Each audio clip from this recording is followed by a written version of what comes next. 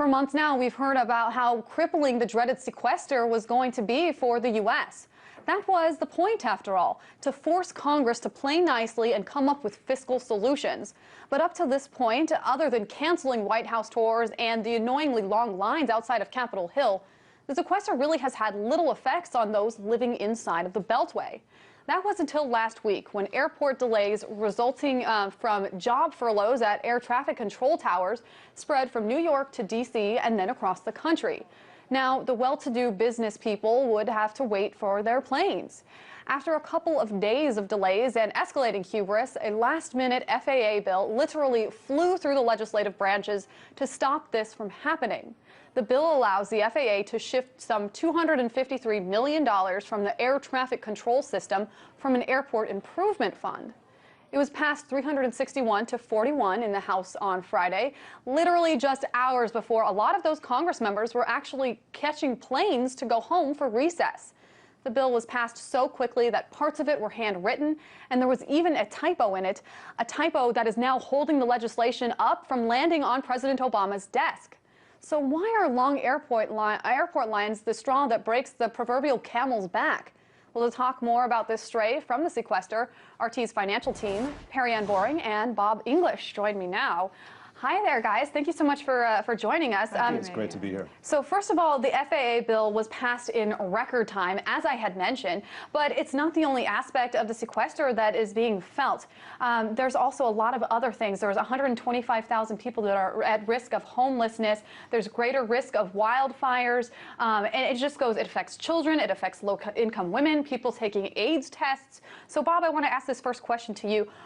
What does this FAA appeal mean? And more importantly, is this an indication of things to come when it comes to sequestration? Probably. And I think it's an evidence of the lawmakers' self-servingness.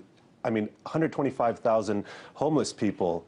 How many of these guys are at risk of wildfires? How many of these guys have Head Start programs that their children are in? Answer, probably none, yet they all fly in these airplanes, and their rich constituents also fly in these airplanes, and they need these airport control towers. So I think they're simply doing what's in their best interest right here, and that, yes, there is more to come of this. Can I weigh in on this? Absolutely. Okay, so this bill actually transfers $253 million from the airport improvement account to the FAA's operational account. Now, the operational account is the largest portion of the FAA's budget, and it includes the salaries of the employees that work for the FAA.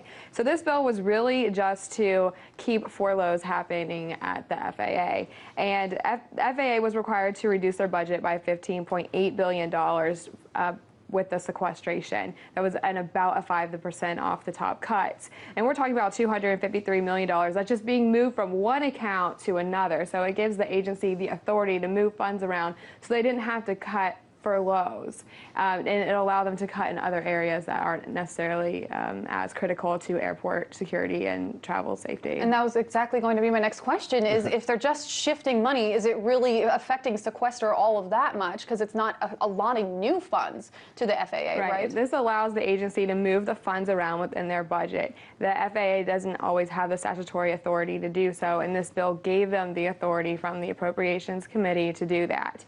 It is going to increase costs by about $2 million over 10 years. Now, $2 million is a lot of money to me, but we're talking about they started with a $15.8 billion cut. And the reason why there is an additional cost because we're talking about salaries, and there were some short-term issues when changing salaries around like this. So in my opinion, I don't think it really is undoing the sequester or going to pose a significant budgetary increase. And at one hand, we have the FAA being allowed to move their own money around.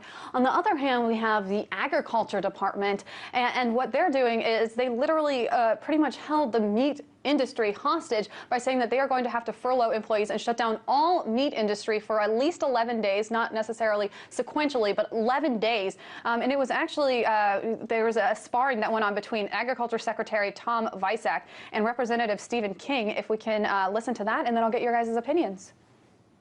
I would ask you if you would be willing to, and just ask you to submit to this committee your recommendations on what you'd like to see written into the CR to give you the flexibility necessary so that the meat industry no longer has to be concerned about the backup that could be caused by furloughs of meat inspectors. Well, the answer to that question is relatively easy, Congressman. Just give us the resources. That's not the option, Mr. Secretary, as you well know. See, now that's a choice you all are making. That's a choice you all are making, Bob, right? So my question to you is this what it's going to be to get any kind of progress, holding something, an agency, an industry hostage in order to get progress in Congress? I think so, but it's only incremental change that we're going to get here. In the big picture, it's, and this is something that we're going to be talking a lot about on our new show, is what it really takes to affect change here is when short-term interest rates rise, and that's something that the Federal Reserve has telegraphed for the end of this year. And when that happens, the government is not going to be able to deficit spend as it is right now. A lot of programs are going to have to be cut, and in much greater magnitudes than we're seeing right now. This $85 billion sequester is nothing in terms of what's to come. All right, and I understand you guys have a new show coming up, Prime Interest. Perry Ann, tell me about it. Well, Prime Interest is a finance and economic program. We're not going to be necessarily reporting on the daily statistics of what happened in the stock markets. We're more going to be focusing on the details. We're going to break down these complicated issues, get into the fine print to bring you what's in your prime interest as it applies to your finances and the economy.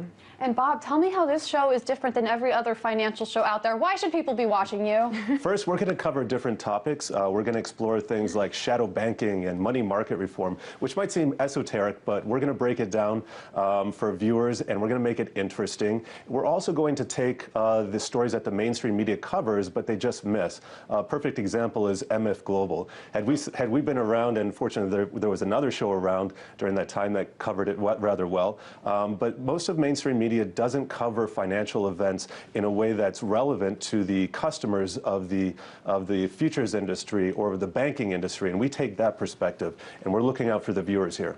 Well, welcome to the RT family. I just want to put up you guys' information for our viewers. Their show, Prime Interest, will be on, it premieres tomorrow at 4:30, and it'll be on weekdays at 4:30 p.m. Eastern. Make sure you tune in. You're not going to want to miss our new financial team, RT's Perry Ann Boring and Bob English. Thank you. Thank you. Thank you.